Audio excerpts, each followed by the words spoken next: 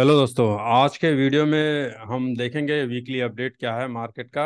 अभी क्या कर सकते हैं मार्केट में, और SBI magnum mid cap fund ने कैसे स्मार्ट एसआईपी या वैल्यू एसआईपी के थ्रू 155% का रिटर्न दिया लास्ट 5 इयर्स में।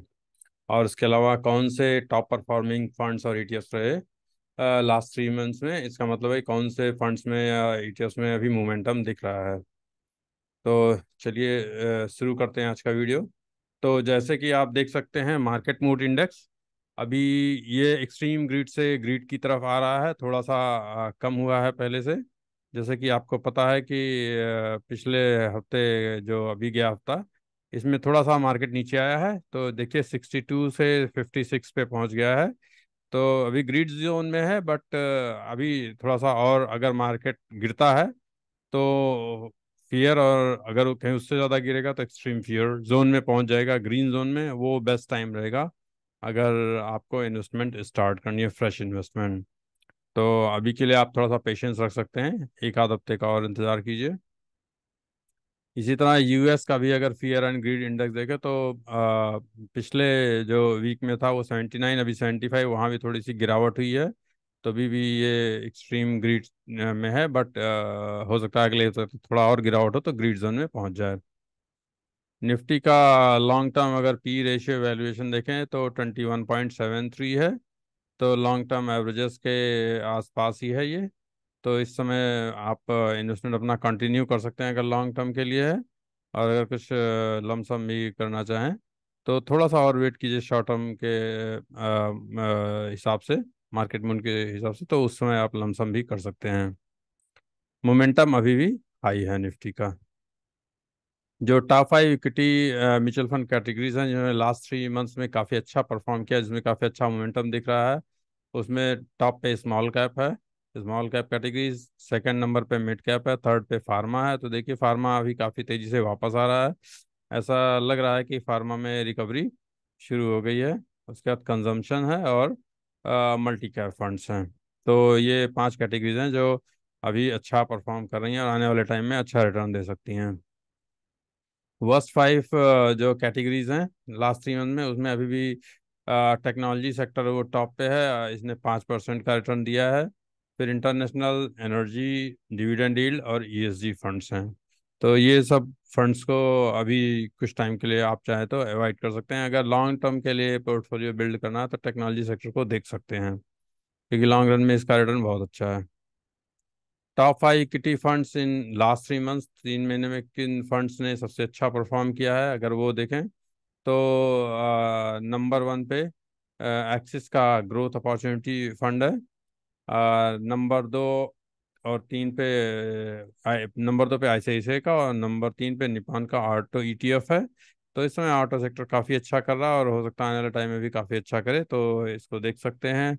उसके बाद एलविस का रिसेंटली लिस्टेड आईपीओ, ये भी एक फंड है जो उसमें आईपीओ वगैरह के बारे में ये लोग ट्रैक करते हैं। तो ये भी अच्छा कर रहा है। Motilal Oswal BSc financial services x bank 30 index fund, ये वो इंडेक्स फंड है जिसमें कि सिर्फ फाइनेंशियल अपार्ट फ्रॉम बैंक और भी जैसे इंश्योरेंस कंपनीज हैं, एनबीएफसीज हैं, उनको सबको ट्रैक करता है। तो वो अभी अच्छा कर रहे हैं, तो इसीलिए ये अभी टॉप परफॉर्मिंग में आ रहा है। Worst 5 equity funds in last 3 months में अगर देखें तो 5 के पांचों ईटीएफ हैं आईटी के। तो आईटी ईटीएफ जो है वर्स्ट परफॉर्मिंग है, क्योंकि इनका 2.63 के आसपास रिटर्न रहा है। और अभी लॉन्ग रन में भी देखिए एक साल में भी उतना ही 3.9% का रिटर्न है। तभी आईटी डाउन है। अब जो टॉप फंड है इस बार हमने सेलेक्ट किया SBI magnum mid cap fund. SBI mutual fund का ये एक फंड है मिड कैप कैटेगरी का, जिसमें कि 365 दिन से पहले निकालते थे 1% का एग्जिट लोड है। और जब से लॉन्च हुआ है 2013 से, जनवरी 2013 से 19.63%, बहुत अच्छा फंड है ऑलमोस्ट। देखिए कि 20% का रिटर्न इसने दिया है। एक्सपेंस रेशियो 0.97 है। एसेट्स 10,145 करोड़ का है। अगर इसका ईयर वाइज परफॉर्मेंस देखें 2022 में लगभग लगभग बराबर, कैटेगरी बराबर दिया, 2021 में आउट परफॉर्म किया है, 2020 में आउट परफॉर्म किया है, 2019 में लगभग लगभग कैटेगरी को तो नहीं आउट परफॉर्म किया, बट जो भी इंडेक्स है उसके आसपास रिटर्न दिया है। 2018 में अंडर परफॉर्म किया, ज़्यादा गिरा है। 2017 में भी अंडर परफॉर्म किया। 2016 में लगभग लगभग बराबर परफॉर्म किया। और 2015 में आउट परफॉर्म किया। 2014 में भी कैटेगरी के आसपास ही रिटर्न दिया। तो ओवरऑल देखा जाए तो ज़्यादातर टाइम आउट परफॉर्म किया है या बराबर रहा है। कुछ कुछ ईयर्स में ही खाली कम परफॉर्म किया। तो इसलिए काफ़ी अच्छा अपनी कैटेगरी का फंड है। इसमें 95.93% इक्विटी में है, ऑलमोस्ट 4% कैश में है। तो जैसा देख सकते हैं 73.54% अपना मिड कैप कैटेगरीज में है। और नंबर ऑफ स्टॉक्स इसमें टोटल 61 है। तो 61 स्टॉक्स हैं टोटल पोर्टफोलियो में।